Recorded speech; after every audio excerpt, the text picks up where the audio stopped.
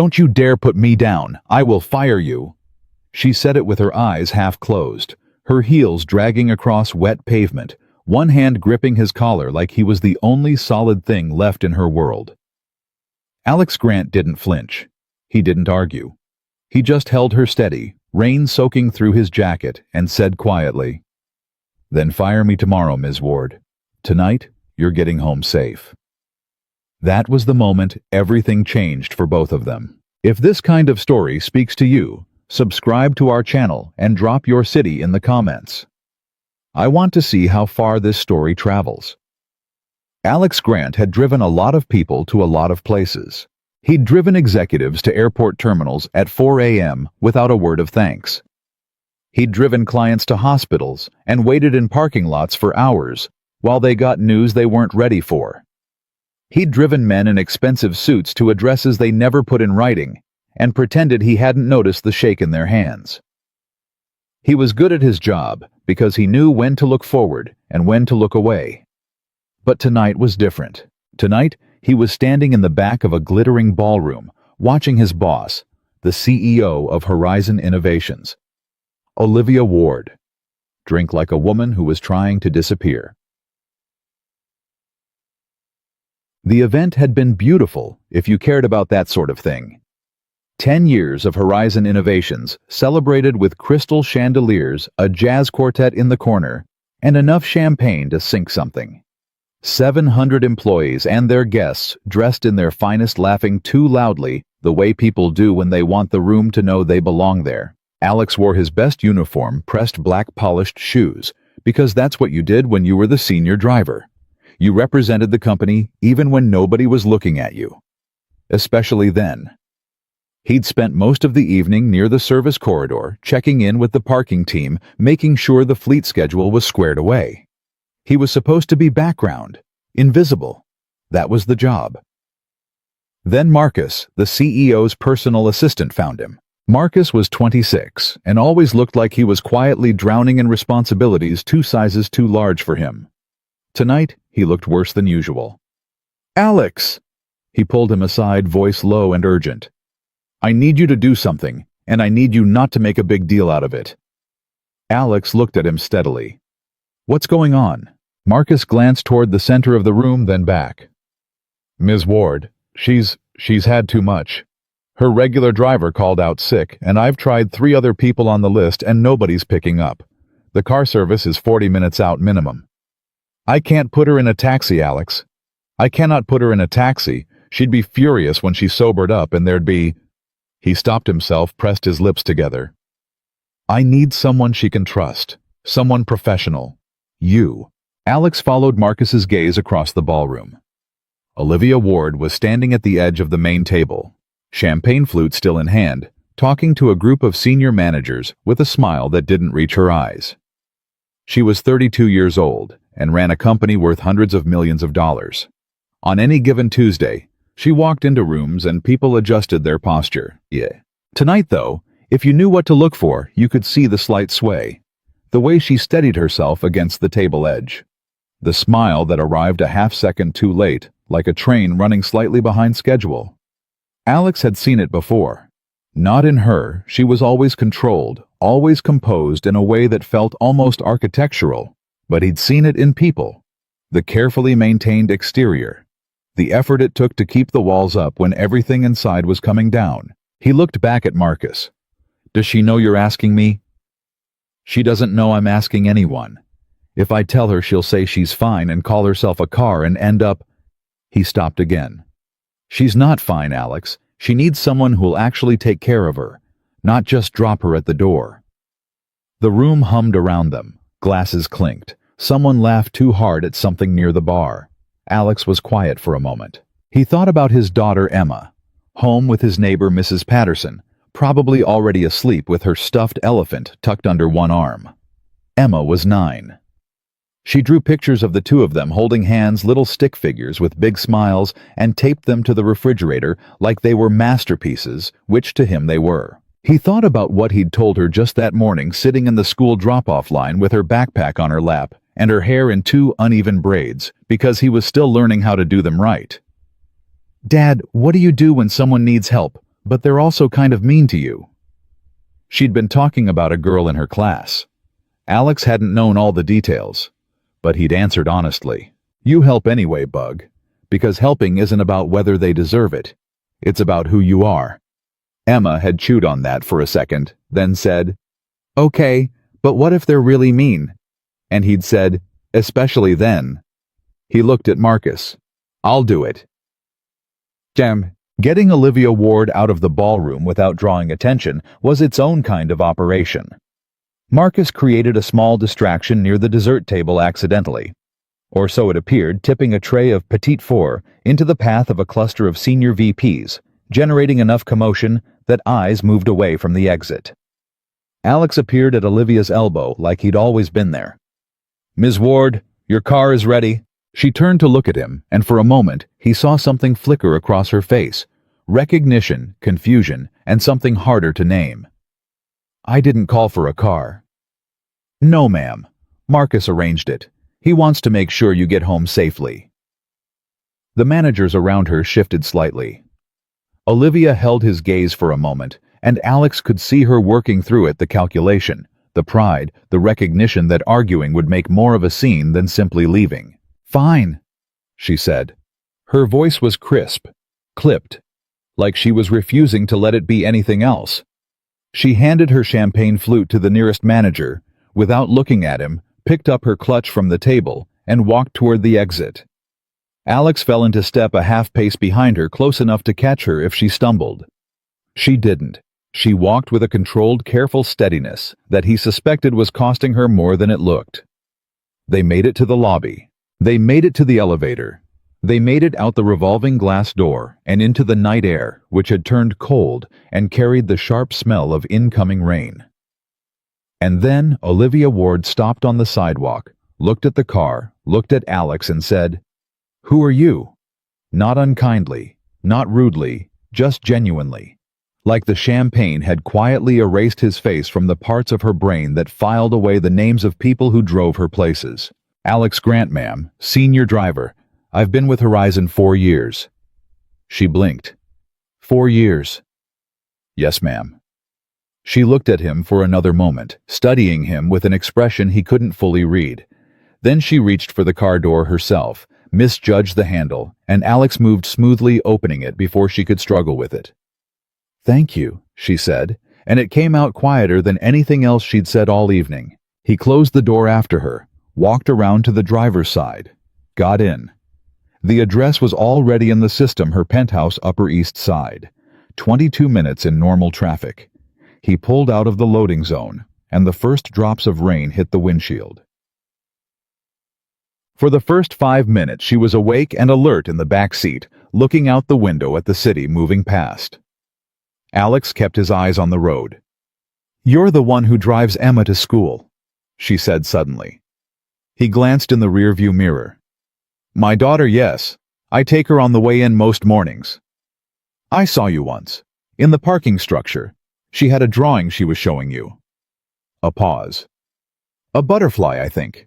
He smiled before he could stop himself. "She goes through phases. Last month it was exclusively dinosaurs." Olivia didn't respond to that. She was quiet again, watching the rain begin to streak the windows in earnest. The city lights smeared into ribbons of gold and red. Then softer. "She's lucky." Alex didn't ask what she meant. He wasn't sure she was talking to him anymore exactly. 2 minutes later, he checked the rearview mirror, and she was asleep. Not passed out, she'd just let go. Like a person who'd been holding something very heavy for a very long time, and had simply run out of strength to keep holding it. Her head rested against the window, her breathing evening out into something slow and quiet. She looked younger like that. Not like a CEO. Not like the woman who'd built a tech company from a 2-person startup into something that employed 900 people. Just a person. Tired. Human. Alex drove carefully, taking the long route around the construction on 5th, keeping his speed smooth so she wouldn't wake from a sudden stop. He thought about Emma asking him what you do when someone needs help, but they're also kind of mean to you. You help anyway. The penthouse lobby was marble, and low lighting, the kind of quiet that money builds deliberately. The doorman, an older man with silver hair, and the expression of someone who'd seen everything and was surprised by nothing, raised an eyebrow when Alex came through carrying Olivia Ward. Not slung over his shoulder, not dragged. Carried carefully, her head against his shoulder, both arms supporting her properly, like you'd carry someone who trusted you, even if they didn't know they were trusting you. "I'm her driver," Alex said. "She needs to get upstairs safely." The doorman looked at him for a moment. Then he nodded slowly. 11. I'll hold the elevator. Her apartment was what you'd expect, and also somehow nothing like what you'd expect. The square footage was immense, and most of it was almost aggressively orderly, the kind of clean that happens when a person has enough money to have someone else maintain it, but also the kind of clean that felt deliberate, like clutter had been specifically outlawed. But on the kitchen counter, a single coffee mug unwashed, sitting next to a sticky note that had fallen off the cabinet. And on the living room windowsill, a small succulent that was clearly struggling, its soil bone dry, its leaves slightly curled. Nobody had watered it.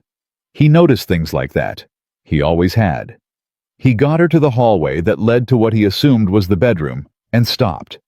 This was the line. He knew where the line was. He'd always known where the line was in every situation he'd ever been in. It was something his father had taught him, not in words exactly, but in the way the man had lived his life. There was what you could do, and there was what you should do. And a man who didn't know the difference between those two things was a man who'd spent his whole life apologizing. He could not take her into her bedroom, not unconscious, not without her explicit awareness of what was happening. He brought her as far as the bedroom doorway. He could see the bed from there, made turned down, a lamp on the nightstand still lit. He settled her onto the couch instead. Wide enough, comfortable enough. He found a folded blanket on the armchair and covered her with it. Then he stood back. He should go. He knew he should go. He'd done what he came to do. She was home. She was safe. She was inside. He took out his phone to text Marcus. "She's home. Safely delivered. Apartment secured." Marcus replied in under a minute. "Thank you." Staying? Alex looked at the door. Thought about his car downstairs. The rain, the drive back to his own small, bright apartment where Emma's drawings covered the refrigerator. Then he looked at the apartment around him. The unwashed mug. The dying plant on the windowsill. He texted back, "Until morning." She shouldn't wake up alone. Marcus didn't reply for a moment. Then, "You're a good man, Alex." Alex put his phone in his pocket and went to find the kitchen. He found a glass, filled it with water, left it on the end table next to the couch within easy reach. He found aspirin in the bathroom cabinet. The door was ajar, and he didn't go further than the threshold to get it. Set it next to the water. He watered the succulent on the windowsill, not enough to drown it, just enough. It might come back. Things usually could if you caught them in time. He sat on the armchair across the room. Not on the couch. Not close. Across the room where he could hear if she needed something and be no imposition if she didn't. He set an alarm for 5:30 a.m. and closed his eyes. He didn't sleep, not really. He heard the building settling around him, rain against the high windows. Somewhere below, the city going on, the way it always did, indifferent and enormous. He heard her breathing change around 2 a.m. lighter, less settled, the way a person breathes when they're surfacing. He stayed still, and then in the dark, barely audible, her voice. "Don't leave me like he did." Not to him. Not exactly.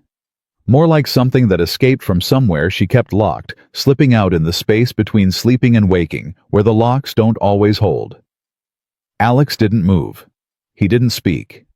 He sat in the armchair in the dark and kept watch, like a man who understood without needing it, explained that some things you do not witness loudly. Her breathing deepened again.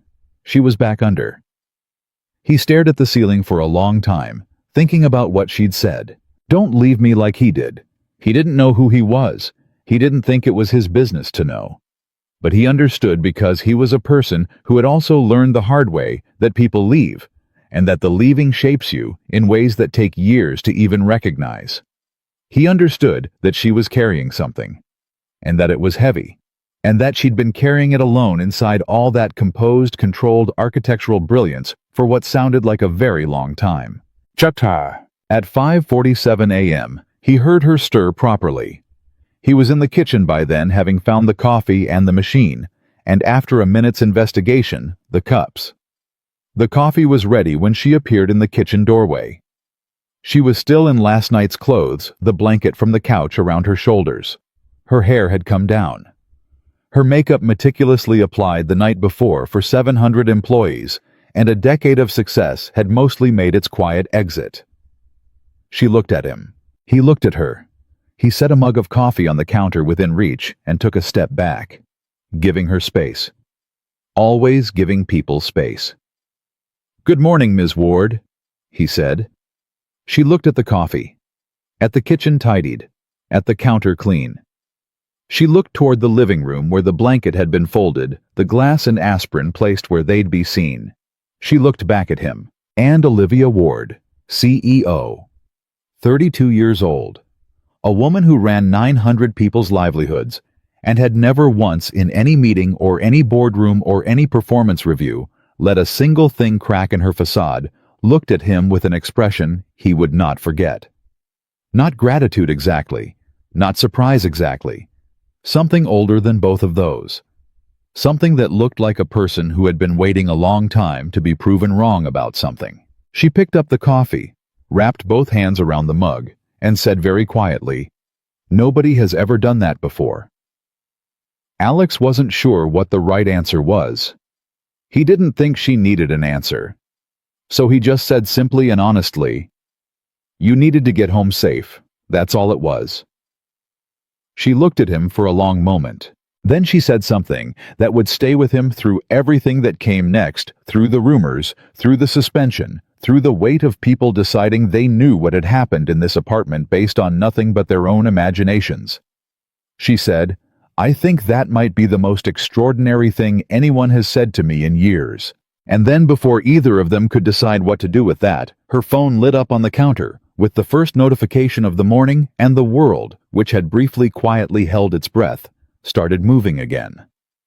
And somewhere across the city, in a small apartment with butterfly drawings on the refrigerator, a 9-year-old girl woke up and went to find her dad, and found his side of the breakfast table empty for the very first time. Alex drove home in the early morning gray, the city just beginning to wake around him, and the whole way back, he kept hearing her voice in his head.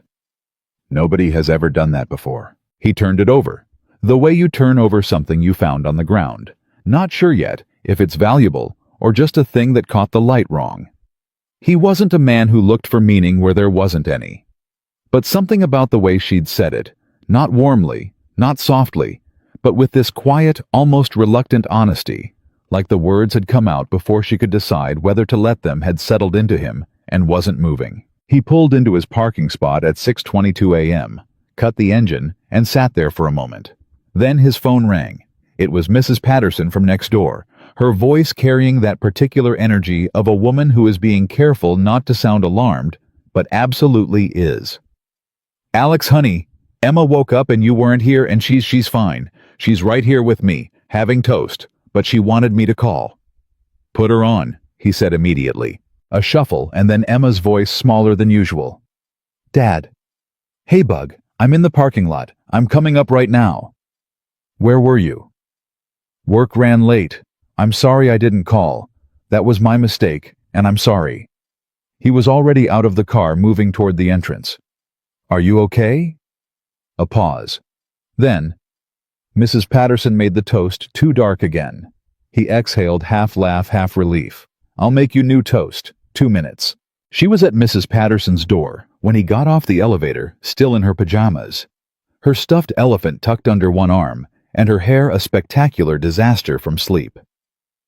She looked at him the way only a 9-year-old can look at a parent, with the full, unfiltered weight of the night's worry sitting right there on her face, no attempt to hide it. He crouched down to her level. "I'm here," he said.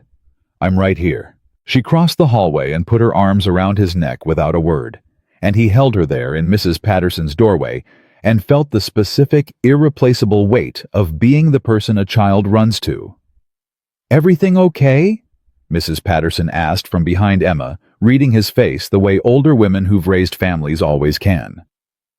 "Yeah," he said. "Everything's okay." It wasn't entirely true, but it wasn't entirely false either, and sometimes that was the most honest thing you could offer. He made Emma fresh toast. She ate it while telling him about a dream she'd had involving a talking horse and a math test. Her worry already dissolved the way children's worries do when the thing they feared turned out to be fine. Alex listened and nodded and made his coffee and felt for the first time since last night like he could breathe normally. He did not tell Emma where he'd been. She was 9. She didn't need the complexity. But when he dropped her at school an hour later and she climbed out with her backpack and turned to wave at him from the steps, she said, "Dad, you look tired." "I'm okay." She studied him with those dark, serious eyes that sometimes made him feel like he was the child and she was the one with all the answers. "Did you help somebody last night?" He blinked. "What makes you ask that?" She shrugged, already half-turned toward the doors. "You get that face. The one you get when you did something hard because it was right." And then she was gone, swallowed by the rush of morning arrivals, her backpack bouncing as she ran to catch up with a friend. Alex sat in the drop-off lane for a moment longer than he needed to. That face. He wondered driving away when his 9-year-old had become wise enough to notice it. He got to the Horizon Innovations parking structure at 7:58 a.m., early enough that most of the executive floor wouldn't be in yet, late enough that the overnight cleaning crew had finished and cleared out. He had a 9 a.m. airport run for one of the senior VPs. He had time. He was walking through the lobby when Marcus appeared at his shoulder, appearing from the direction of the elevator banks, with the specific energy of a man who had been waiting and trying not to look like he was waiting. "She called me," Marcus said, keeping his voice low. "At 6:30. Alex looked at him. "Ms. Ward. She wanted to know if you'd left safely, whether you'd—" He paused, seeming to search for the right framing. "Whether you'd had everything you needed." Alex wasn't sure what to do with that. "What did you tell her?" "That you'd texted me when you left, and that you were fine." Marcus hesitated. "She didn't say much after that. Just thank you. And then she hung up." He looked at Alex sideways. "She called me Alex. Olivia Ward has never once in 4 years of working for her called me to ask if someone else was okay." "She was probably just being thorough," Alex said. Marcus gave him the look that deserved. "Right, thorough. At 6:30 in the morning." He fell into step beside him. What happened in there between the door and what actually happened? "I drove her home. She was safe. I made sure she was comfortable, and I waited until morning in case she needed something. That's it." Marcus was quiet for a moment. Then, "That's really it." "Marcus?" "I'm not implying anything, I'm just—" "That's really it." Another pause. Then Marcus nodded slowly, in the way of a man who believed him, and was also aware that it wouldn't matter whether other people believed him. "Okay," Marcus said. "Okay, good." Something in his tone made Alex stop walking. What does "okay, good" mean in that particular voice? Marcus pressed his lips together. "A few people saw you leave with her last night, from the party. It's you know how it is. People notice things. People saw me help an incapacitated person to a vehicle. That's a normal— People saw you carry her out of the lobby." Alex stared at him. "The doorman in her building," Marcus continued carefully. "He mentioned it to the morning concierge. One of the facilities guys here knows the morning concierge's cousin. You know how these things—" He made a helpless gesture. "It's a loop, Alex. It always loops." Alex felt something cold settle in his chest. Not quite dread. More like the recognition of something inevitable that you'd hoped to avoid. "Nothing happened," he said. "I know that." "She knows that." "I know." "Then it doesn't matter what other people—" "Alex." Marcus stopped him with a hand briefly on his arm. "I'm just saying. Be ready. People are going to have opinions, and those opinions are not going to be based on facts, and the facts are going to take longer to get around than the opinions. That's how it works. Alex stood in the lobby of the company he'd given 4 years to and felt the first real flicker of something that wasn't just tiredness. "She woke up while I was sitting in the armchair across the room," he said quietly. "I never went near her bedroom. I left a glass of water and aspirin on the table next to the couch, and I made coffee when the sun came up. That is the entirety of last night." Marcus nodded. "I know, Alex. So let people have their opinions." "Right. It doesn't change what happened." "You're right, it doesn't."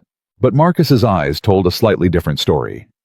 And Alex had known since before he walked into that apartment, maybe since the moment Marcus first found him at the party, that doing the right thing and being seen clearly for doing the right thing were two entirely separate propositions. He went and did his airport run. He picked up the VP, drove efficiently, said all the right professional things. The VP talked on his phone the entire way. Alex drove. He did not look at his phone at the red lights. He kept his eyes forward and his hands on the wheel, and he drove.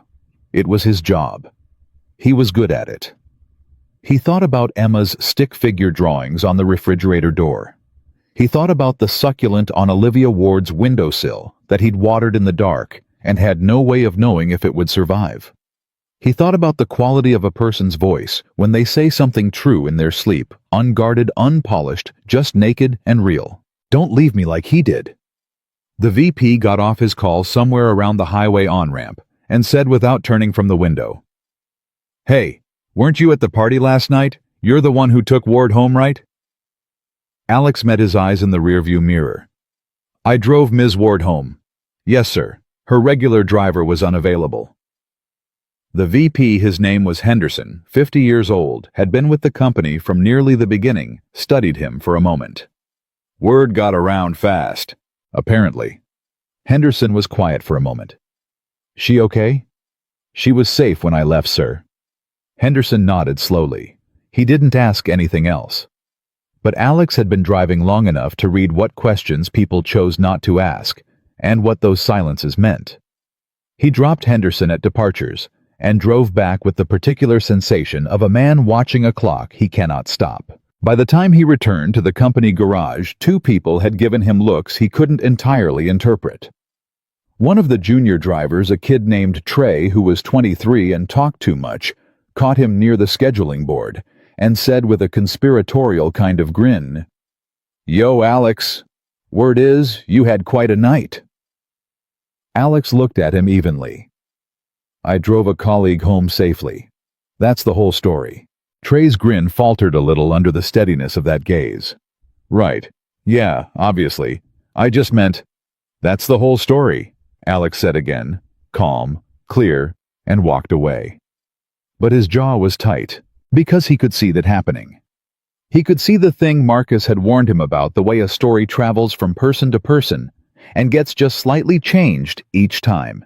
Each person adding a small thing that makes it more interesting, more salacious, more fitting to whatever they expected of the world. And by the time it makes its full loop, the story that arrives back bears almost no resemblance to what actually occurred. He'd seen it happen to other people. He'd never thought he'd be the subject of it. He got to his desk in the driver's lounge and found an email. Formal header, HR Department. "Mr. Grant, please report to Human Resources Room 412 at 2 p.m. today regarding a matter of company policy. The nature of this meeting is confidential until further review." He read it twice. Then he set his phone face down on the table and stared at the wall for a long moment. He thought about calling Marcus. He thought about calling nobody, actually, because beyond Marcus, there wasn't anyone at this company he was close enough to call when something like this happened. He'd spent 4 years being good at his job and showing up on time and being the person who held the line, and that was its own kind of isolating, he realized. When you're the reliable one, people lean on you constantly and check on you almost never. He thought about calling his sister in Ohio, who would tell him to get a lawyer and quit on principle, and who would not be wrong, but would also not be what he needed right now. He picked up his phone. He didn't call anyone. He texted Emma's school instead, confirming his pickup time for the afternoon. Normal. Routine. The thing that stayed steady no matter what else moved. At 1:45, he walked to room 412. The HR director, a woman named Sandra Chen, 60 years old, precise and careful, in the way that people who've been managing people through hard situations for decades learned to be open the door before he could knock. Alex, come in, sit down. He sat. She sat across from him. On the table between them, a printed series of photographs. Alex looked at them. Someone had taken photos at the party, angles that caught him walking with Olivia, the way he'd had a hand on her back as he guided her toward the exit. The way from a distance in dim ballroom lighting, it might have looked like something other than what it was. They weren't scandalous photos. They were worse than that, they were ambiguous ones. These are circulating, Sandra said carefully, internally, and there's an email. An email. Someone drafted an account of last night, an interpretation. She pushed a printed copy across the table face down, then seemed to reconsider and pulled it back. I'm not going to make you read it. I'll just tell you it suggests that your actions were inappropriate, that you took advantage of a vulnerable situation. The word inappropriate landed in Alex's chest like something sharp and small. I drove her home, he said. His voice stayed level. He made sure of that. She was safe. I made sure she was comfortable. I stayed in case she needed help, and I was in the armchair across the room the entire time. I made coffee when she woke up. I left. Sandra was watching him carefully. I believe you, Alex. Then, it's not about what I believe. She folded her hands on the table. I have to open a formal inquiry. You understand that. Given the photographs and the communication that's been circulating, HR is obligated to investigate. It doesn't mean we're concluding anything, but I have to follow the process. He looked at her for a long moment. What does that mean practically? Administrative leave, paid, while the inquiry is conducted. She met his eyes. I want to be clear, this is a precautionary measure, not a judgment. Your employment status is not at risk at this stage. At this stage. 2 words that did a lot of work. How long? He asked. We'll move as fast as we can. A week. Maybe 2. Alex nodded. He looked down at his hands folded on the table in front of him. Good hands. Careful hands. Hands that had navigated a great many difficult situations in 4 years without once making a wrong move, and were now sitting in a fluorescent-lit HR office being investigated for doing the right thing on a rainy night. Can I ask one question? He said. Sandra nodded. Has Ms. Ward been informed about this? Sandra's expression shifted almost imperceptibly, but he'd spent 4 years reading the small signals people tried not to send. Ms. Ward is aware an inquiry is being opened. She has not been asked to speak to it yet. He thought about that. About what it would cost Olivia Ward, who ran a company of 900 people, whose authority and image, and that carefully constructed composure, were her daily armor to walk into a room and explain what had actually happened. What it might look like. What it might require her to say about herself. About the state she'd been in. About the words she'd said in the half-dark. He thought about how much she would hate being in that position. Okay, he said quietly. Okay. I'll cooperate fully, whatever the process needs. He stood, extended his hand across the table. Thank you for telling me directly, Sandra. She shook it, and something in her face softened fractionally. You're a good man, Alex. I've always thought so. We'll get this sorted out. He nodded, walked to the door, stopped with his hand on the frame. The photographs, he said without turning around. Whoever's circulating them, they were taken inside the Party Right Company event company premises. That's correct. Then the building has security footage of everything that happened inside that lobby. And her building doorman confirmed he was there when I arrived. He watched the whole thing. Sandra was quiet for a moment. Yes, she said. That's correct. Then the evidence is there, Alex said. All of it. Anyone who wants to know what actually happened just has to look. He walked out. And in a glass-walled office on the 14th floor, Olivia Ward stood at her window, with her second coffee of the morning, watching the street below, and knew with the particular cold clarity of a woman who built a company by trusting her instincts that she had already made her decision. She just hadn't moved yet. But she would. The email hit the company's internal network at 8:47 a.m. the following morning. Nobody knew who sent it. That was the first thing. It came from an anonymous internal alias, the kind that IT could trace if asked, but which in the meantime circulated freely the way things do when people share something before they've decided whether they should. By 9:15, it had been forwarded 43 times. By 10 o'clock, the number was impossible to track. It was not a long email. That was almost the worst part of it. A long email could be argued with, could be dissected, could be shown to have gaps and leaps and the fingerprints of someone with an agenda.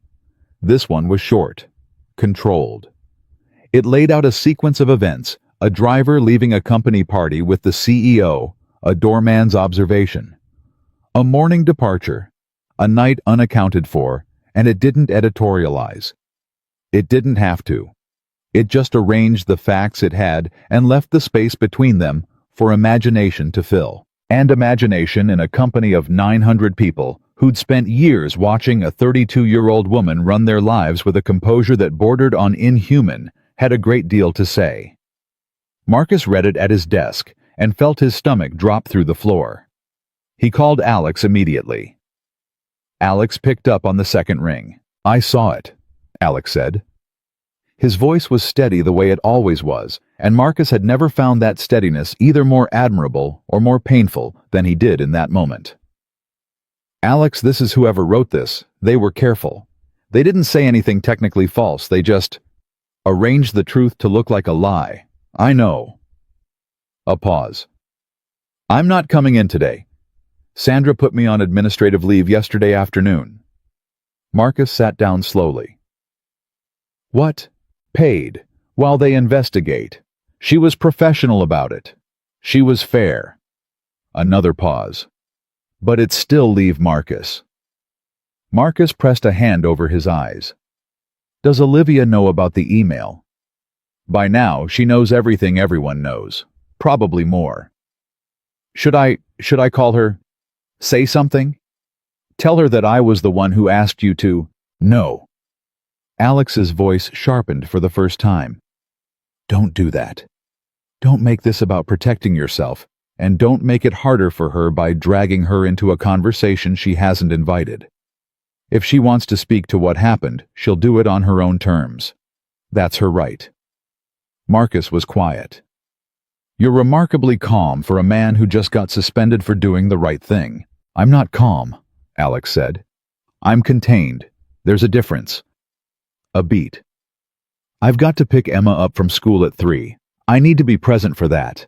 Everything else I can only control so much." He hung up. Marcus stared at his phone for a long time. Then he got up from his desk, straightened his jacket, and went to do the only thing he could think to do that might actually matter. He went to find Olivia Ward. She was on a call when he knocked. He could hear her through the glass office wall. Her voice even and precise. The CEO voice, the one that gave no ground and asked no quarter. She saw him through the glass and held up one finger. He waited. She finished the call, set the phone down, and looked at him with an expression that told him she already knew why he was there. He came in anyway, closed the door. "I assume you've seen it," he said. "I saw it at 8:52, she said. "I've been watching the forward count since then." Her voice was flat, controlled. The architectural composure all the way up. "Sit down, Marcus." He sat. "This is my fault. I asked Alex to..." "I know what you asked Alex to do," she said. "I'm aware of the full sequence of events. I was there for most of them." She looked at him across the desk. "What I want to know is who sent that email." "It is working on. I know it is working on it. I told them to work on it at 9 o'clock this morning." She picked up her pen, set it back down. A small gesture, but Marcus had worked for her long enough to know it meant she was working through something. In the meantime, I need you to pull the security footage.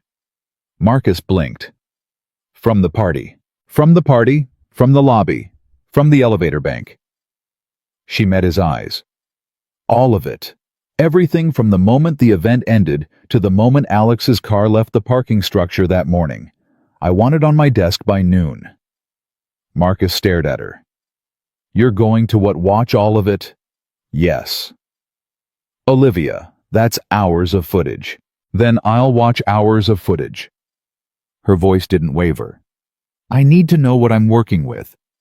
I need to know what actually happened in the context that other people saw, not just what I remember from the parts where I was conscious. She said the last word without flinching, without letting it cost her anything visible. Will you get it or not? I'll get it, he said immediately. She nodded. Then, as he stood to leave, Marcus. He stopped. You were right to ask him, she said. Whatever happens, you made the right call. Marcus nodded and left without another word, because there wasn't one adequate to the moment. By 11:30, he had delivered 3 USB drives to her office. By 11:31, she had locked her office door. She watched for nearly 6 hours straight. She watched Alex guide her through the lobby, his hand on her back, steady and professional, the way you'd steady anyone who needed steadying. She watched the doorman's face as Alex carried her in. Not the face of a man witnessing something alarming, but the face of a man recognizing something decent. She watched the elevator footage. She watched the timestamp logs from the building system. She could not watch what happened inside her apartment. There were no cameras there, but she didn't need to, because she watched what kind of man Alex Grant was for 6 hours on those screens, and what she saw confirmed what she'd already understood. Standing in her kitchen with both hands around a coffee mug at 5:47 in the morning, when she'd looked at a glass of water and a folded blanket and a watered succulent, and understood without a single word of explanation that she had been in the presence of something genuinely rare. She pressed stop on the last recording. She sat very still for a moment. Then she picked up her phone and called Sandra Chen in HR. Sandra, she said, I need to meet with you today. In the next hour if possible. A pause. No, not about the inquiry. About ending it. Sandra was quiet for a moment. Ms. Ward, the formal process requires. I have 6 hours of security footage that documents every movement Alex Grant made from the moment he assisted me to my car through the moment he left the parking structure the following morning. Her voice was steady, certain. The voice she used when she had already decided something and was giving the other party the courtesy of knowing it. I also have my own first-hand account as the person who was present for the events in question. If there's a process that requires more than that, I'd like to know what it is. Another pause. I'll clear my schedule, Sandra said. 45 minutes. Thank you. She was about to hang up, then didn't. And Sandra Alex Grant gets a call today, this afternoon. That leave ends immediately. That's not negotiable. She hung up, sat back. Her office was quiet around her. Through the glass wall she could see the floor moving people at their desks, people in the corridor, the ordinary momentum of a company's day. She wondered how many of those people had read the email. She wondered how many of them had already decided what had happened that night based on a sequence of carefully assembled half-truths. She thought about Alex standing at the kitchen counter, a step back from the coffee he'd left within her reach, giving her space. The way he'd said, that's all it was, like it was the simplest thing in the world, like the idea of being anything other than decent hadn't occurred to him as an option. She thought about what it cost a man to do the right thing in an empty apartment at 3 a.m. with no witnesses and no recognition and no protection from misinterpretation, and she thought about the fact that he'd done it anyway. She unlocked her office door and stepped out onto the floor. Heads turned. They always did when she moved through a space. She'd spent years finding that uncomfortable, then learning to use it, then arriving somewhere past both of those, into a place that was neither. She just moved through rooms, people noticed, that was how it was. But today she felt the noticing differently. She felt the way eyes dropped just a fraction too fast when they met hers. The way conversations shifted when she passed. The particular quality of attention from people who had formed a hypothesis about you and were watching for evidence to confirm it. She stopped at the desk of a junior analyst, a young woman named Priya, 26, who had started 8 months ago and was excellent at her job and still had that quality of wanting to do the right thing that hadn't yet been complicated by the reality of offices and politics and the cost of speaking plainly. "Priya," Olivia said, "did you see the email this morning?" Priya looked up at her. To her credit, she didn't look away. "Yes, Ms. Ward." "What did you think when you read it?" A beat. Priya was clearly calculating how honest to be. "I thought—" She stopped, started again. "I thought it was arranged to make people assume something without saying it directly. And I thought whoever arranged it knew what they were doing." Olivia held her gaze. "That's an astute read." Priya didn't say anything else, just waited. "Good work on the Meredith account last week," Olivia said and moved on. Small thing. Deliberate. A way of saying, "I see you seeing clearly." It matters. She got to the elevator and pressed the button for the 14th floor, and as the doors closed and she stood alone in the metal box between floors, she let herself do something she hadn't allowed herself to do all day. She thought about that night, not the parts she'd seen on footage, the parts she remembered herself in fragments. The car moving through the rain. The particular quality of safety she'd felt, which was not something she was accustomed to feeling in the presence of another person. The way the apartment had been when she woke, not disturbed, not rearranged, not claimed in any way. Just tended.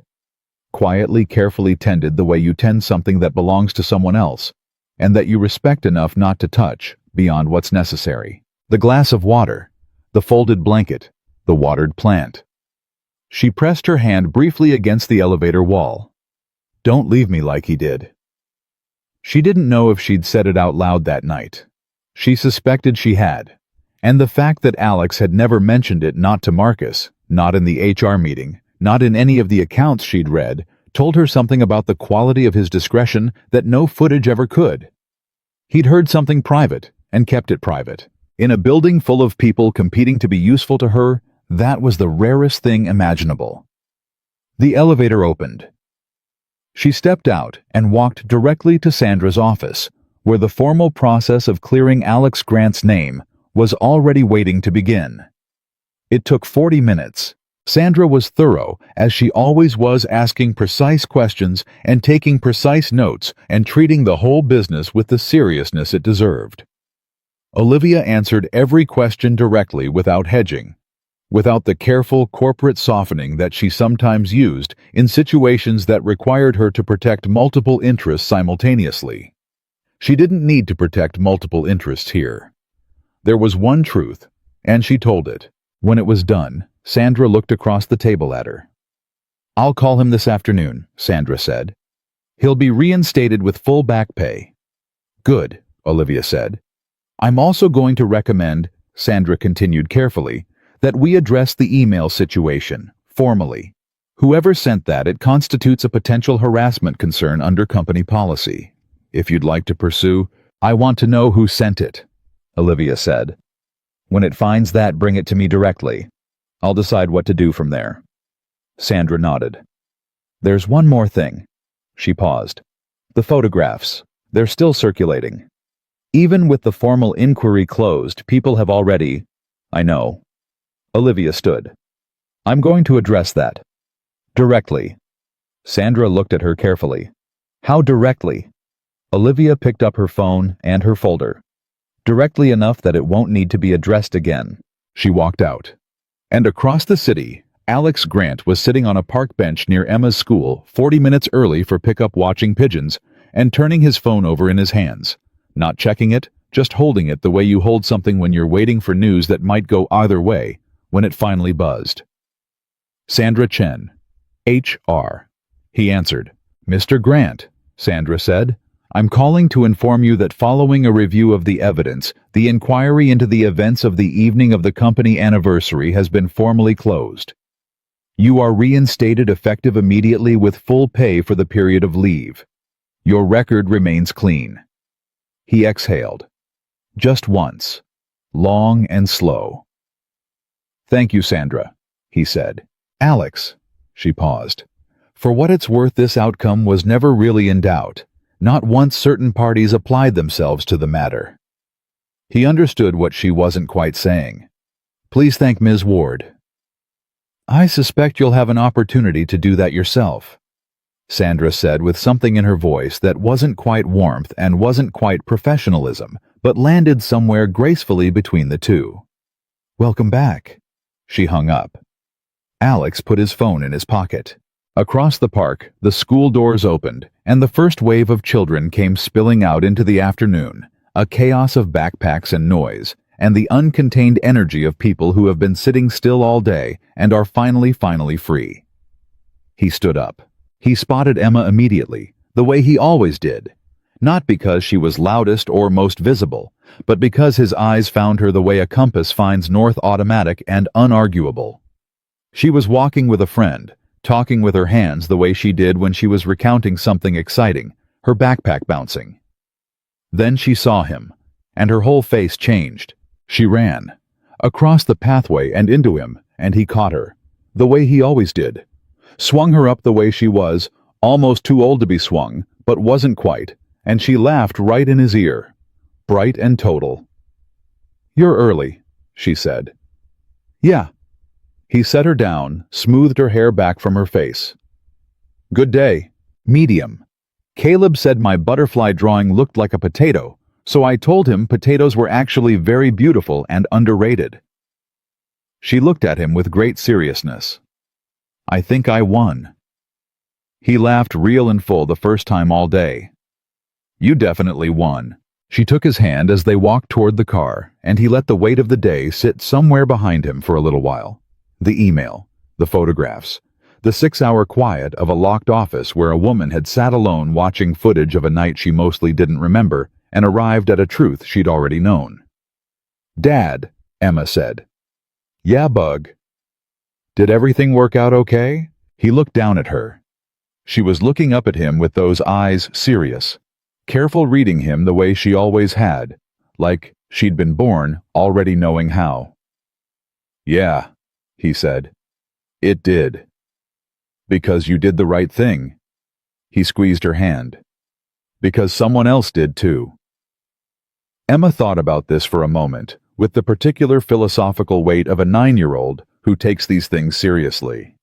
Then she nodded, apparently satisfied. "Good," she said. "That's how it's supposed to work." And somewhere on the 14th floor of Horizon Innovations, Olivia Ward stood at her office window, phone in hand, and made one more call. The one that set in motion something none of the 900 people in that building were expecting. A company-wide meeting. All hands. Tomorrow morning. No agenda listed. Just a time, a location, and 3 words in the subject line from the CEO herself. "This matters. Come." The subject line alone did what 3 days of whispered rumors hadn't managed to do. It silenced people. "This matters. Come." No explanation. No agenda. Just Olivia Ward's name in the sender field. And a time, 9 a.m., the main auditorium, building 3, and the weight of 3 words that somehow carried more authority than a full memo ever could. By 8:40 the following morning, people were already filing in. Not because attendance was mandatory, though everyone assumed it was. Not because they'd been threatened or incentivized. But because in 10 years of working for Olivia Ward, she had never once sent a message like that. She did not do drama. She did not do mystery. She communicated in precise, purposeful language that said exactly what it meant and nothing more. So when her communication said nothing, when it gave them no framework, no preparation, no safe interpretation, every single person in that building felt the pull of it, the specific unease of not knowing, and came anyway. 900 people, every seat filled, people standing along the back wall, people sitting on the steps in the aisles.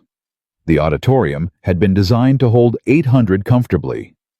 Today it held more than that, and the air in it was the particular kind of charged quiet that happens when a large group of people are all privately wondering the same thing, and none of them want to be the first to say it out loud. Marcus stood near the side door watching the room fill.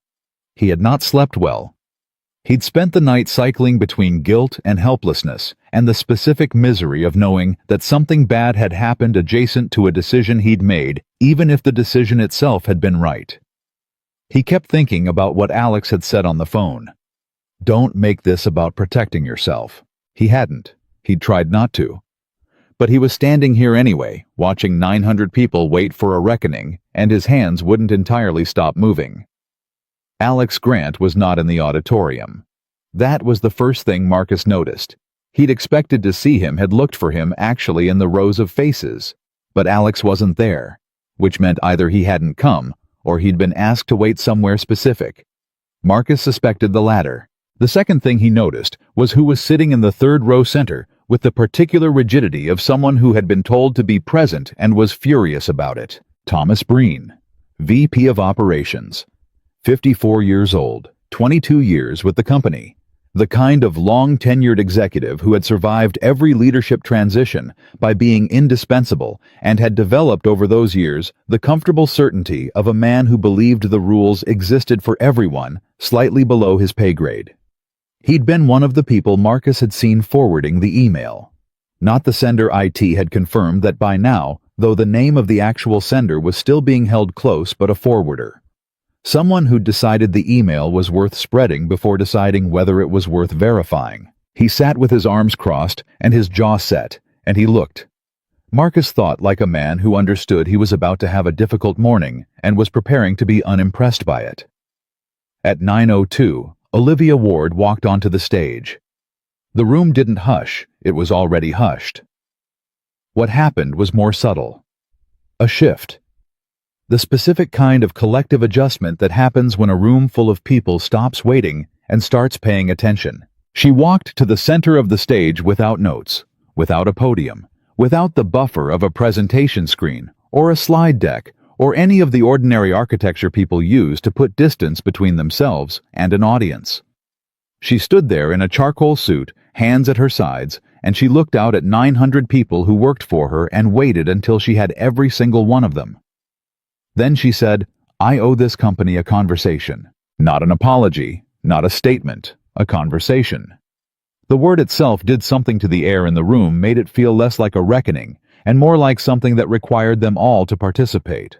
3 nights ago, she said, I made a choice at the company's anniversary party that I am not proud of. I drank too much. I was not in a condition to make decisions for myself safely. And a colleague, not a friend, not an executive, not anyone in a position that gave him any particular obligation toward me, stepped in and made sure I got home.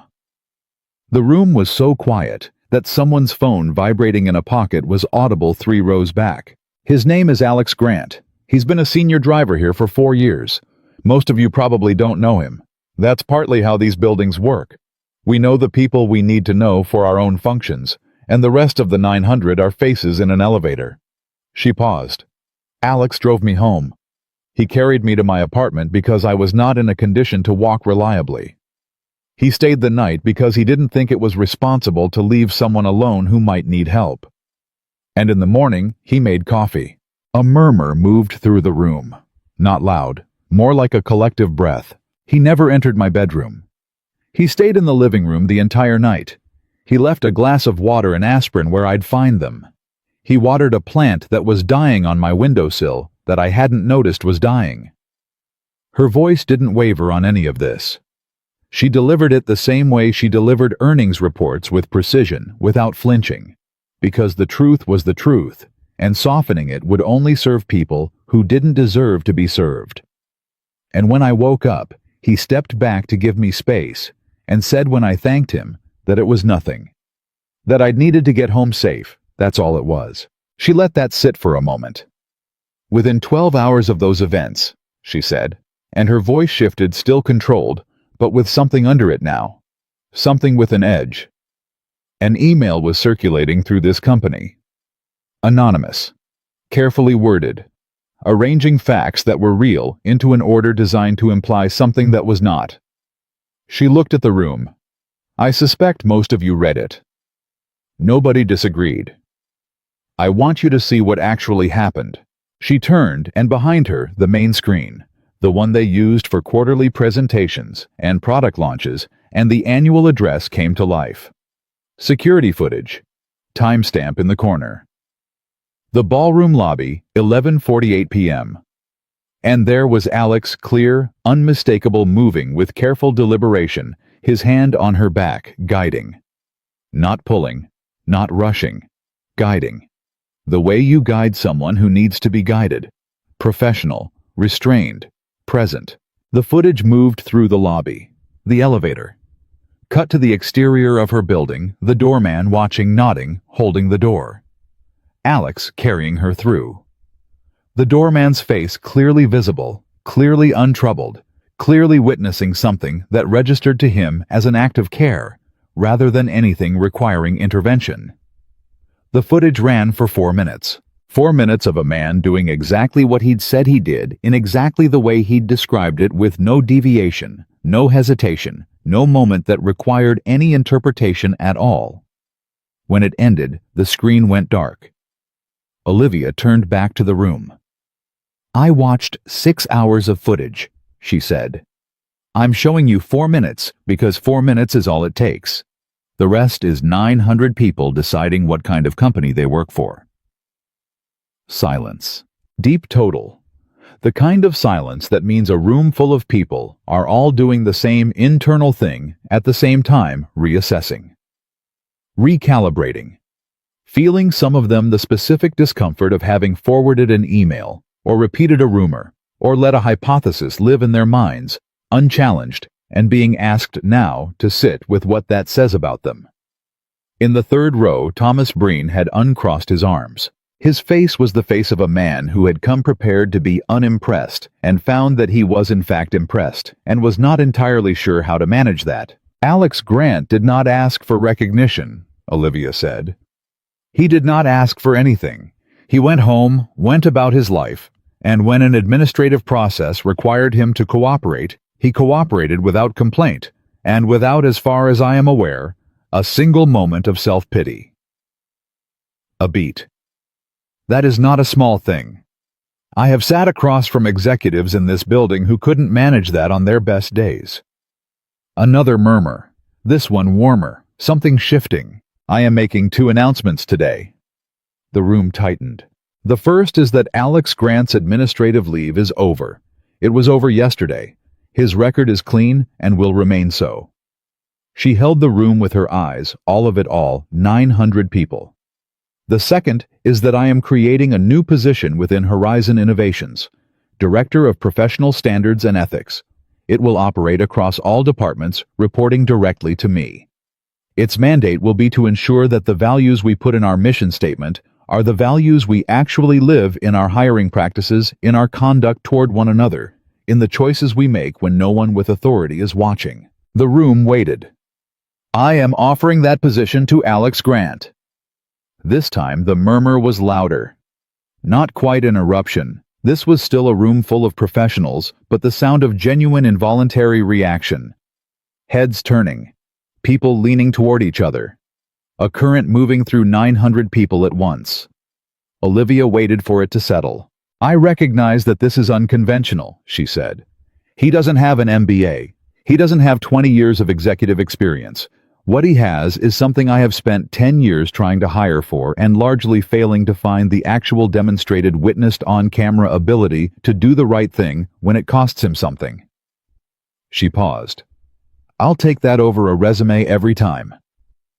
In the third row, Thomas Breen was very still. At the side door, Marcus had stopped fidgeting entirely. And in the corridor, behind the stage where Olivia had asked him to wait 30 minutes ago without explanation, just a text that said, "Come to the auditorium, side entrance, 8:45. Please wait until you're called." Alex Grant stood with his back against the wall and listened to 900 people react to his name. He'd heard everything. The room wasn't soundproofed, and the corridor door was not quite fully closed, and he'd stood there through the footage, and through the silence after it, and through the announcement, and through the sound of the room responding to his name.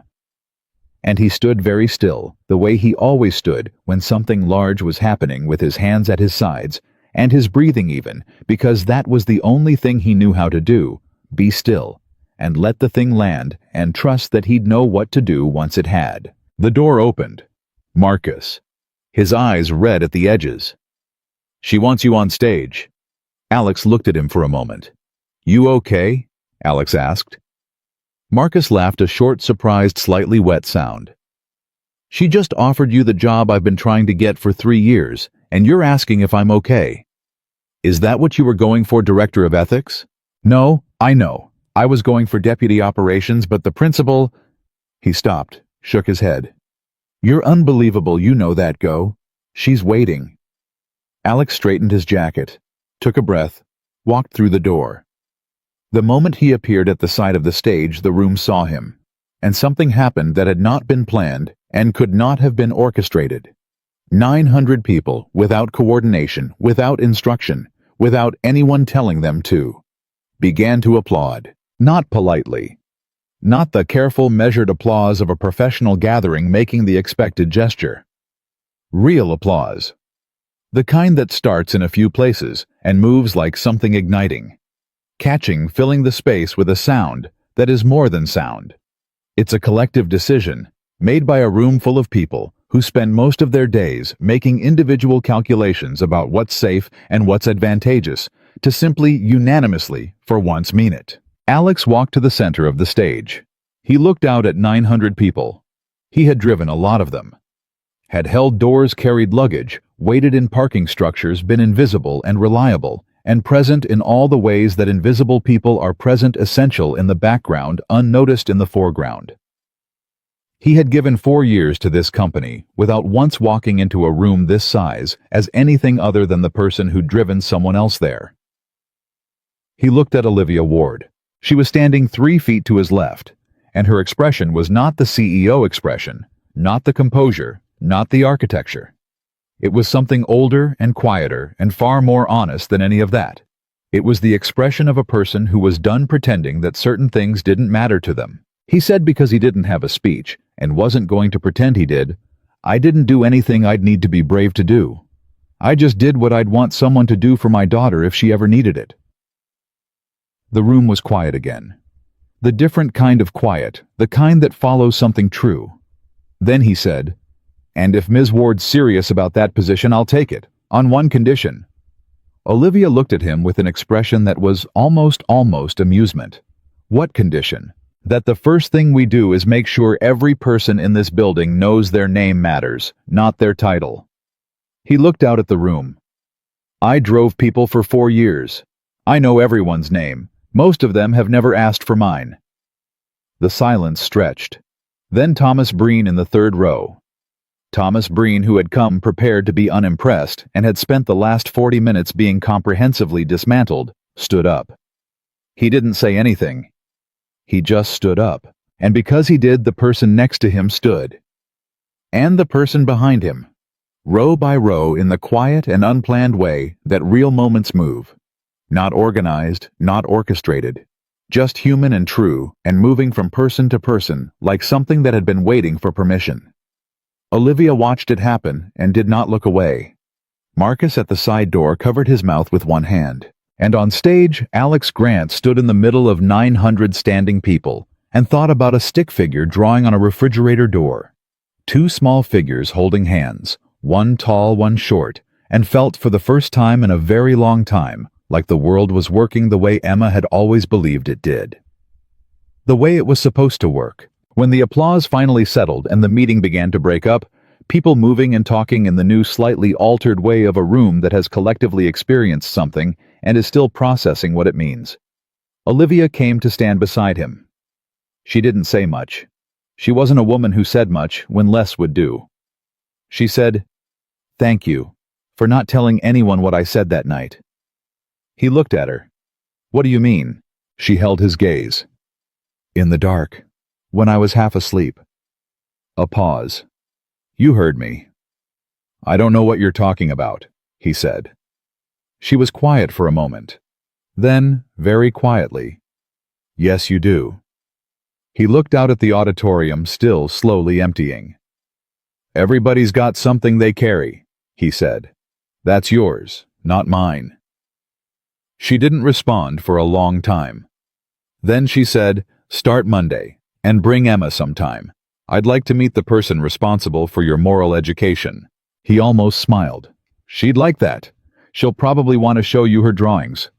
"I'd like that too," Olivia said, and this time the thing in her voice was not ambiguous at all. It was the sound of someone beginning. He started on a Monday the way she'd said. He wore the same pressed black uniform, out of habit, realized halfway through the commute that it no longer applied, turned around, went back home, and stood in front of his closet for 4 full minutes, which was, for Alex Grant, a very long time to be undecided about anything. He settled on a plain gray shirt and dark slacks. Nothing that announced itself. He was not a man who needed his clothes to do his talking. Emma watched him from the hallway with her cereal bowl in both hands, and her head tilted at the particular angle she used when she was making an assessment. "You look different," she said. Good different or bad different? She considered this seriously. Like when a caterpillar isn't a butterfly yet, but you can tell it's thinking about it. He looked at her. That is a very specific observation. "I'm a very specific person," she said, and went back to the kitchen. He arrived at Horizon at 8:15. His new office was on the 9th floor, not the executive suites of the 14th, but not the driver's lounge either. Somewhere in the middle, which felt right. He'd spent his career in the middle of things between floors, between people carrying others from one place to another. The middle was where he'd always done his best work. The office was small and had a window, and someone had left a plant on the sill. He stood there for a moment and looked at it. A succulent, small green thriving. He did not have to wonder who'd put it there. He sat down at the desk, opened his notebook, an actual paper notebook, the kind his father had used because he'd never trusted his most important thinking to a device that could run out of battery, and wrote at the top of the first page, "What does integrity look like when no one is watching?" Then he underlined it. Twice. And he got to work. The first month was harder than he'd expected, and in different ways than he'd expected. He'd anticipated resistance executives who didn't want a former driver telling them how to conduct themselves, department heads, who viewed the entire position as either a public relations exercise or a personal threat. And that resistance existed. It was real. A VP named Carver, mid-40s. The kind of man who'd built a career on aggressive results and had been rewarded enough times for it that he'd concluded the aggression was the point, walked into Alex's first cross-departmental session, sat in the back row with his arms crossed, and said within the first 10 minutes, "No offense, but what exactly qualifies you to tell us how to behave?" The room tightened, 12 department heads all watching. Alex looked at Carver for a moment.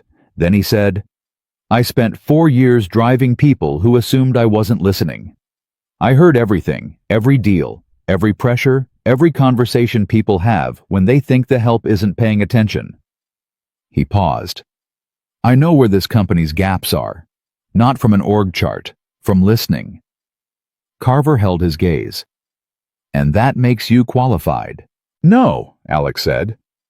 "Being in a room at midnight with someone unconscious and vulnerable and making every right choice anyway without anyone watching, that makes me qualified." He said it without heat, without performance, just fact. "You want to argue my qualifications, we can do that after. Right now I want to talk about what happened last quarter in the Henderson accounts and why 4 people knew it was wrong and nobody said so." The room went very still. Carver said nothing. The session ran 40 minutes over time. That was the first week. By the third week, something had shifted. Not universally institutional cultures don't move that fast, and Alex was too honest with himself to mistake early momentum for deep change. But something. People started coming to his office. Not the executives, not yet, but the ones below them. A junior analyst who'd been asked to backdate a report.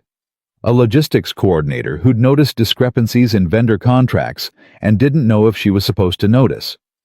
A young guy from IT who'd been sitting on information about the anonymous email sender for 2 weeks because he didn't know who to tell and was afraid of what would happen if he told the wrong person. Alex listened to every one of them. He took notes in his paper notebook. He told them what would happen next, and then made sure it happened. He did not make promises he couldn't keep, and he did not minimize what they were risking by coming to him. This is going to be uncomfortable. He told the IT guy his name was Daniel. 24, still had the look of someone who wasn't sure yet if the world worked the way he hoped. I want you to know that, before you decide, it's going to be uncomfortable for the person you're naming, and it's going to be uncomfortable for the people above them who should have caught it. But the discomfort is the point. The discomfort is what changes things. Daniel thought about it for a long moment. Then he slid a folder across the desk. Alex opened it. The name inside was not a surprise exactly. More like a confirmation of something he'd already half suspected in the way you half suspect things you don't want to be true. Someone who had access. Someone who'd been watching. Someone whose motivations, once you understood them, made a certain ugly kind of sense. He closed the folder. He picked up his phone and called Olivia. She picked up in 2 rings. She always picked up in 2 rings, which was one of approximately 40 things he'd learned about her in the course of becoming, and this still occasionally surprised him when he thought about it directly. Her friend. Not in any way that needed a label or a category. Just the specific, practical, honestly earned thing that happens between 2 people who have seen each other clearly in a hard moment and decided the seeing was worth keeping. I know who sent the email, he said. A pause. Tell me, he told her. Another pause, longer this time. He could hear her processing it, not surprised exactly, but doing something more careful than surprise. Assessing. Calculating not what she wanted to do, but what was right to do, which he'd come to understand were sometimes different things for her, and she was still every day choosing the latter. What do you recommend? She asked. This was new. 4 months ago she would not have asked him that. She would have already decided, and been informing him of the decision. The asking was something that had developed slowly, the way trust develops, not in single moments, but in the accumulation of many small ones, each one building on the last. A conversation first, he said. Private. Let them understand what's known and what the consequences are. Give them the dignity of a choice before it becomes a formal process. And if they don't take the choice, then the process takes over and it's out of both our hands. He paused. People who do something like this aren't always bad. Sometimes they're just scared and made a terrible decision and have been living with it. That doesn't excuse it, but it matters for how you handle it. A silence that meant she was thinking, not that she was gone. Okay, she said. I'll do it your way. He almost said I know because he'd come to trust her instincts the way she'd come to trust his, but what he said instead was, let me know how it goes. I will. A beat. Also, Emma's birthday is Saturday. Are we still on? She's talked about it every single day this week, he said. She made a seating chart. A seating chart for a 10-year-old's birthday party. She's a very specific person. He could hear the smile in Olivia's voice when she said, I'll be there at noon, and hung up. He sat with the phone in his hand for a moment. Thought about how much had moved in the space of a year. Not just for him, though, certainly for him, but for this building, these people, this company that had spent 10 years being brilliant and profitable, and occasionally in the spaces where no one was required to be watching something less than what it claimed to be. He opened his notebook to a new page and wrote, Change is slow, and then it isn't. He looked at it for a moment, then added, Keep going. Saturday came the way Emma's birthdays always came, too fast, and more important than anything else. She had, as promised, made a seating chart. It was drawn in colored pencil on a large piece of paper and included everyone's name in her careful 9-year-old handwriting. 10-year-old. Now he corrected himself. Still not quite used to it, along with small drawings next to each name, representing something she associated with them. Mrs. Patterson had a toast icon. Alex's sister Janet, who'd flown in from Ohio, had a small airplane. Marcus, who had become a semi-regular presence in their lives, in the way that people do when enough significant things happen in proximity to each other, had a tiny envelope because Emma knew he liked sending cards. Next to Olivia's name, Emma had drawn a small building. A skyscraper. Simple straight lines. and inside the building barely visible unless you looked at a tiny window with a tiny figure standing at it. Alex looked at it for a long time. "Is that her?" he asked Emma, pointing to the figure in the window. Emma looked up from where she was arranging napkins with complete seriousness. "I drew her at her window," she said, "because that's where you said she stands when she's thinking, and I thought that was important to know about a person." She went back to the napkins. "That's where I'd draw you if I drew you, except yours would be in a car." He didn't say anything for a moment. "Did I do it wrong?" Emma asked. "No bug," he said. "You did it exactly right." Olivia arrived at noon as promised, wearing clothes that were not a suit for what appeared to be the first time in her public life. Dark jeans, a simple blue top, and carrying two things, a professionally wrapped gift, and a slightly awkward expression that Alex recognized as the face of someone who was not accustomed to children's birthday parties and was not going to admit that. Emma met her at the door before he could. "You're Olivia," Emma said, with the direct confidence of a child who'd been told about a person enough times to feel she already knew them. "I am," Olivia said. "And you're Emma." She looked down at her with the expression of someone encountering something they hadn't quite prepared for. Not children in general, but this specific child with her serious eyes and her colored pencil seating chart and her total absence of any tendency to be impressed by power or position. "I've heard a lot about you." "I know," Emma said. "Dad talks about me. He also talks about you, but he uses his careful voice when he does, so I know it's important." She looked at the gift. "Is that for me?" "It is."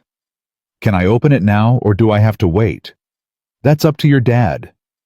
Emma turned and looked at Alex with the expression of a person who had already decided the answer and was performing the courtesy of asking. "After cake," he said. Emma turned back to Olivia. "After cake," she confirmed, and led her inside with the authority of a person who had made a seating chart and intended for it to be respected. Alex watched them walk and his daughter and his CEO, 10 years old and 33.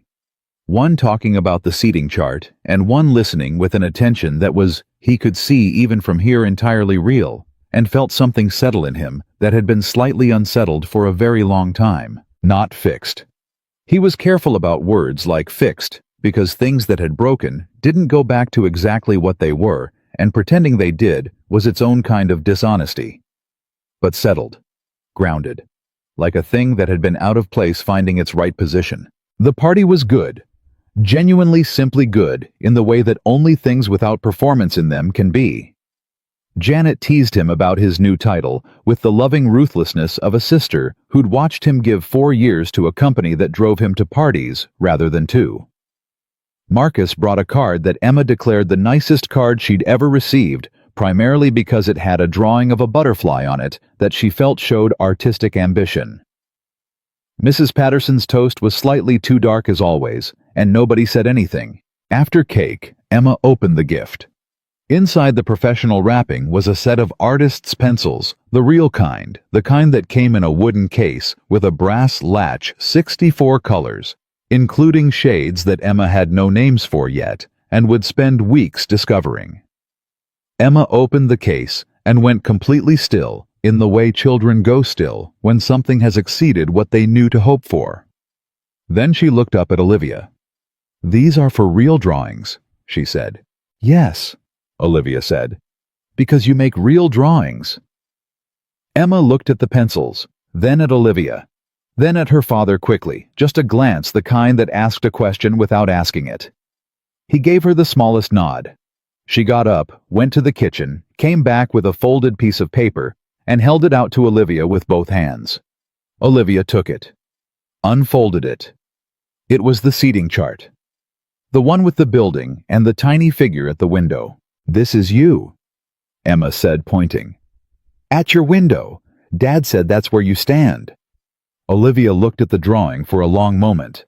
Alex watched her face do something complicated and quiet, the expression of a person receiving something they hadn't known they needed. "Can I keep it?" Olivia asked. "I made it for you," Emma said. "That's why your name is on it." Olivia folded it carefully, not to put it away. But the way you fold something, you're going to keep precisely, So it stays, and said, "Thank you, Emma. This is the best thing I've received in a very long time." Emma accepted this with a nod, declared the party officially a success, and went to show Janet her new pencils. Olivia and Alex stood in the small kitchen afterward, both of them with coffee.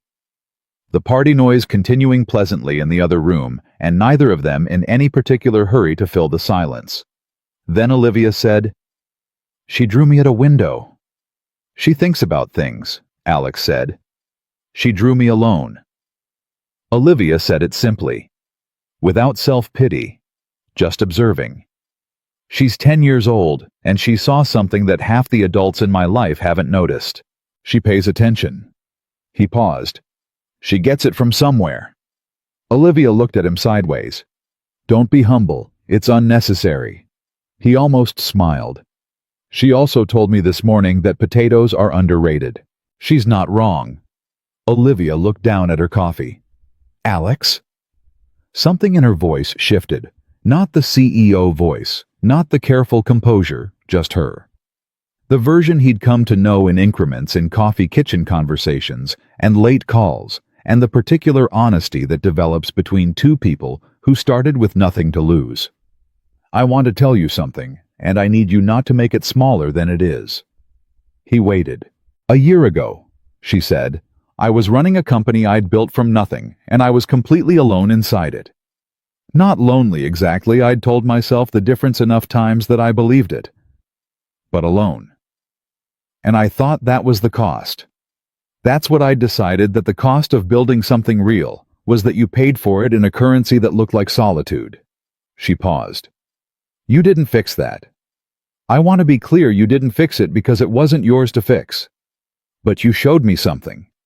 That a person could be in a position of vulnerability, completely humiliatingly vulnerable, and be met with nothing but respect." She looked at him directly. "I hadn't seen that before, not once, not from anyone." The party sounds continued from the other room. Emma laughed at something Janet said, the full-body laugh that she'd had since she was 3 years old. Alex said, "You'd seen the opposite." "Many times." Flat. Sure. Not asking for sympathy, just answering honestly. "I'm sorry," he said, because it deserved saying. Because the word sorry, when it's not an apology for your own action, but an acknowledgement of what someone has carried, that version of the word still matters. She nodded once. Then, "I watered the succulent myself this morning. The one in your office." He stared at her. "That was you." "I came in early." A pause that might have been amusement. "It looked like it needed it." He looked at her for a long moment. Then he said, "You came all the way up to the 9th floor before 7 a.m. to water my plant. I was in the building. You were on the 14th floor. Elevators exist." He shook his head slowly, and this time the smile he'd been almost forming found its way through completely. "You're a strange person, Olivia Ward." "Yes," she agreed without any apparent concern about this. "I am." She picked up her coffee. "I think that might be why we get along." From the other room, Emma called, "Dad? Janet says I have to go to bed at 9 tonight because it's my birthday, and that makes no sense." "Janet is technically correct," he called back. "That is the most unfair thing that has ever happened to anyone." He raised his voice. "I'll come discuss it in 2 minutes, Bug." A dramatic groan. Then the sound of Emma explaining her position to Janet in great detail, her voice carrying the particular energy of a person who has logic on her side and intends to deploy all of it.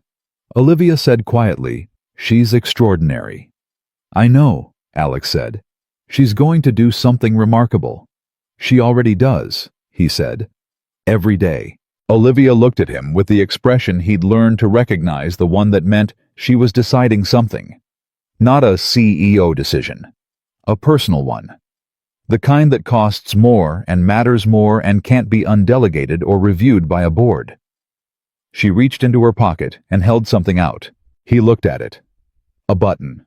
Small, dark, the kind that belonged on a uniform jacket. His uniform jacket, the one he'd been wearing a year ago, on a rainy night outside a ballroom when a woman had gripped his collar and told him she'd fire him. He looked up at her. "Where did you—" "It came off when I grabbed you," she said. "Outside the party, in the rain." She kept her hand extended. "I found it in my coat pocket the next day and I kept it."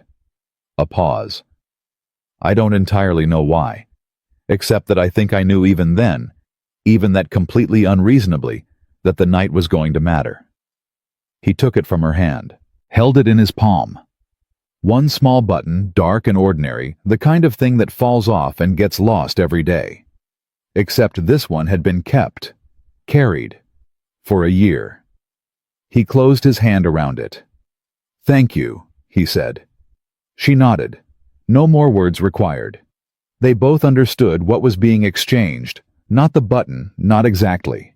Something it stood for. The acknowledgement that what happened that night had mattered, that it had changed things. That change, when it's real, leaves evidence. From the other room, Emma's negotiations with Janet reached a peak, and then suddenly resolved the particular silence of a 9-year-old who has achieved a compromise and is satisfied with the terms. Alex said, "I should go arbitrate." "Go," Olivia said. "I'll let myself out." He turned toward the doorway, then stopped. "Same time next Saturday, she wants to show you how to use the pencils." Something moved across Olivia Ward's face, across the face of a woman who had spent 10 years being unreachable and had decided somewhere between a rainy parking lot and a kitchen windowsill and a child's seating chart that unreachable was not the same thing as safe. "I'll be here at noon," she said. He nodded. Walked back into the brightness and noise of his daughter's birthday party, and Olivia stood in his kitchen for a moment longer, the folded seating chart in her pocket. Emma's laughter coming through the wall, and felt quietly, without announcing it, the way real things arrive, that she was exactly where she was supposed to be. A year ago, a man had driven her home in the rain and done nothing more than what was decent. He had not expected recognition. He had not calculated the return. He had simply looked at a person who needed something and given it completely without condition. And somehow, from that single ordinary act of integrity, one glass of water, one folded blanket, one watered plant in the dark, two people had built something neither of them had planned for, and both of them had needed. That was the truth of it. Not complicated, not dramatic, just true. Some things don't announce themselves when they begin. They just begin quietly in the rain, in the back seat of a car, in a decision made when no one is watching, that turns out to be the most important decision a person ever makes. Alex Grant drove someone home, and in doing so, he found his way back to himself and showed someone else the road home too. That is what integrity does when you let it. It doesn't just protect you, it leads you somewhere better than where you were going.